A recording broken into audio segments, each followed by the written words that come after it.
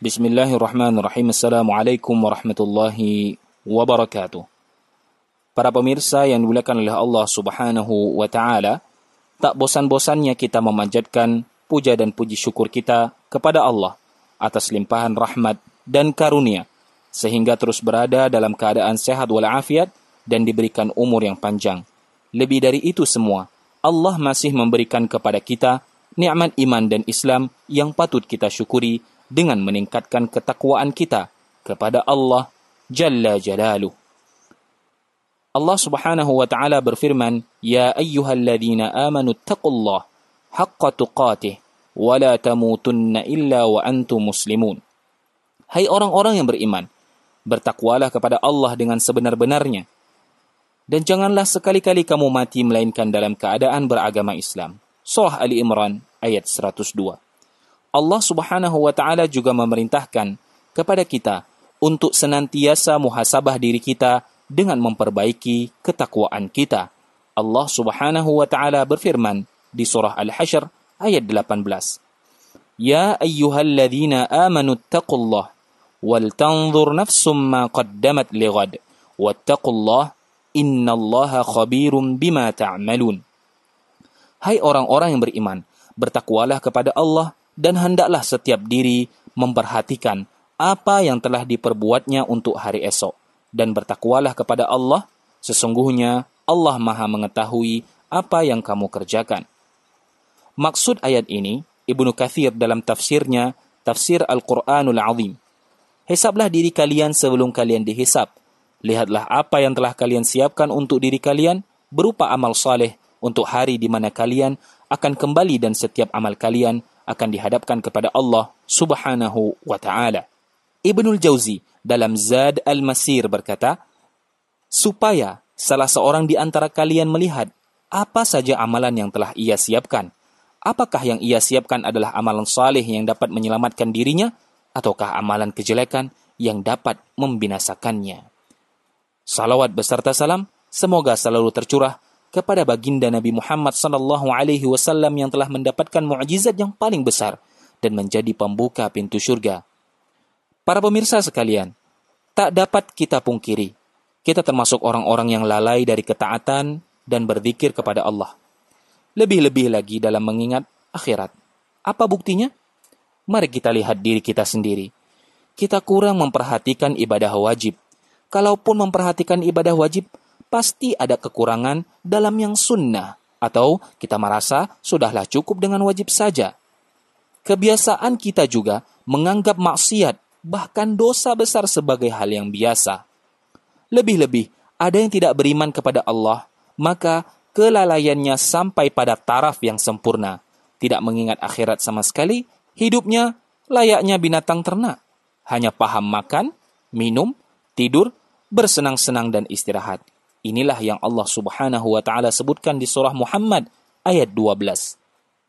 وَالَّذِينَ كَفَرُوا يَتَمَتَّعُونَ وَيَأْكُلُونَ كَمَا تَأْكُلُ الْأَنْعَامُ وَالنَّارُ مَثْوًى لَهُمْ.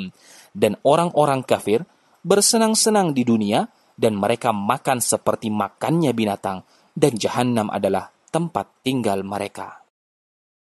Jangan sekali-kali kita mengaku sebagai muslim, keadaannya malah seperti binatang ternak, sebagaimana disebutkan tadi, wal'iyadu billah.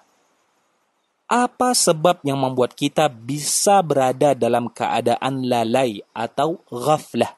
Pertama, kita ingin terus rehat atau beristirahat.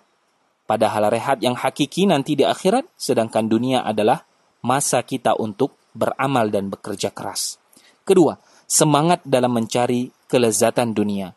Akibatnya nanti adalah melalaikan kewajiban dan menerjang yang haram demi dunia. Ketiga, karena sudah mati rasa terhadap dosa, bahkan ada yang merasa bahwa dosa yang diterjang adalah suatu kebaikan. Keempat, mengikuti hawa nafsu. Kelima, sibuk dengan mencari kerja dan mencari nafkah. Mukmin yang terpuji adalah jika bisnis dan pekerjaan dunia yang ia jalani tidak melalaikannya dari mengingat Allah Subhanahu wa Ta'ala, sebagaimana Allah Ta'ala sebutkan di dalam firman-Nya, fi buyutin adina Allah an turfa'a wa yuzkara fiha ismuhu yusabbihu lahu fiha بالغدو والآصال رجال لا تلهيهم تجارة ولا بيع عن ذكر الله وإقام الصلاة وإيتاء الزكاة يخافون يوما تتقلب فيه القلوب والأبصار.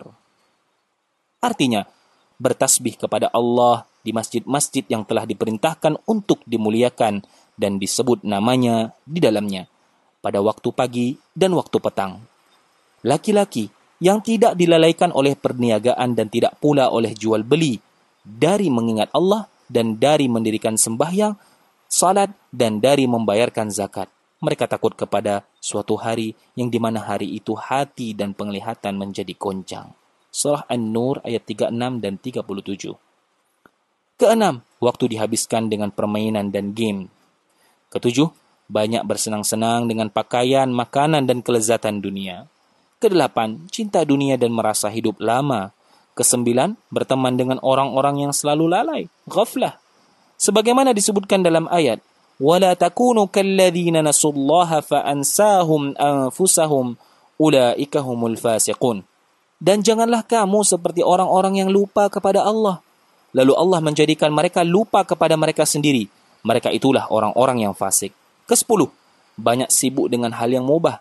Contohnya adalah banyak berbicara atau ngobrol setelah Isya, sebagaimana disebutkan dalam hadis yang diriwayatkan dari Abi Barzah. Beliau berkata, anna Rasulullah sallallahu alaihi wasallam kana yakrahu an-nauma qabla al-'isya wal hadits ba'daha. Rasulullah sallallahu alaihi wasallam membenci tidur sebelum Isya dan mengobrol-ngobrol setelahnya. Hadis riwayat Bukhari. Karena sebab tadi bisa membuat kita lalai dalam berbagai bentuk kelalaian berikut. Pertama, enggan untuk duduk dalam majelis ilmu dan mempelajari agama. Kedua, enggan mempelajari Al-Quran, membaca, memahami, menghafalkan serta mendalami ilmu yang ada di dalamnya. Kemudian, enggan berzikir kepada Allah. Kemudian, enggan membaca dan menghafalkan zikir yang bisa digunakan untuk melindungi diri. Kemudian, lalai dalam memperhatikan niat. Kemudian, beramal namun tidak memperhatikan manakah amalan yang lebih prioritas dari yang lainnya. Para pemirsa sekalian yang dimuliakan oleh Allah Subhanahu wa Ta'ala, cara untuk menghilangkan ghaflah, kelalaian, adalah yang pertama, berada selalu dalam majelis ilmu. Kedua, rajin untuk berzikir. Ketiga, rajin berdoa. Keempat, selalu dan berusaha untuk melaksanakan salat malam. Kelima, sering berziarah kubur. Keenam, tadabbur untuk keadaan sekitar, merenungi kematian dan yang ada di sekeliling kita. Kemudian ketujuh, mengingat syurga dan neraka.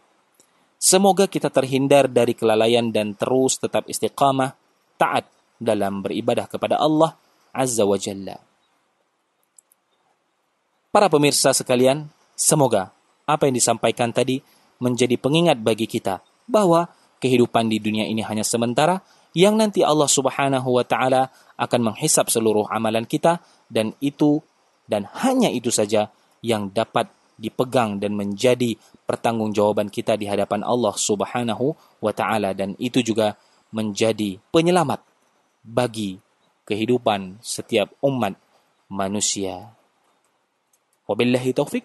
Wassalamualaikum warahmatullahi wabarakatuh.